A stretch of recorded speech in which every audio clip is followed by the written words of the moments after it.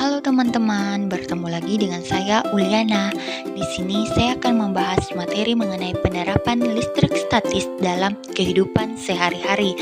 Salah satunya pada tubuh manusia, di mana tubuh kita dapat menunjukkan adanya gejala kelistrikan, khususnya pada saraf yang disebabkan adanya impuls atau sinyal pada sel saraf.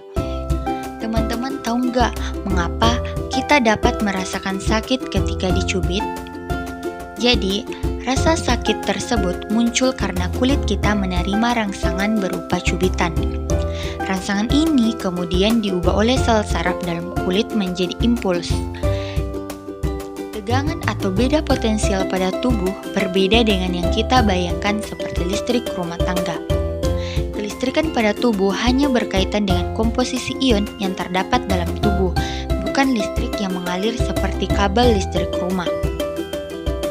Teman-teman tahu nggak bagaimana sel saraf mengantarkan impuls?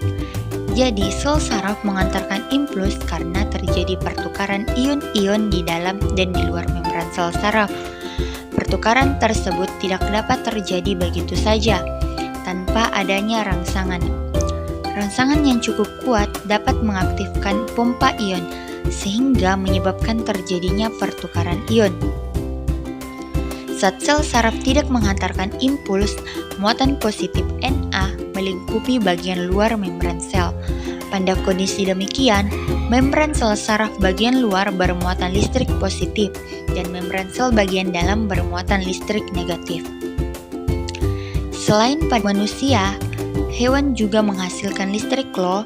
Jadi, hewan menghasilkan listrik sebagai impuls rangsang dalam tubuhnya untuk menanggapi rangsangan bergerak, berburu, mangsa, melawan predator atau bahkan navigasi. Pada umumnya, arus listrik yang dihasilkan sangat lemah, tetapi ada beberapa hewan yang mampu menghasilkan arus listrik yang sangat kuat. Salah satunya adalah ikan pari listrik. Ikan pari listrik mampu mengendalikan tegangan listrik yang ada pada tubuhnya.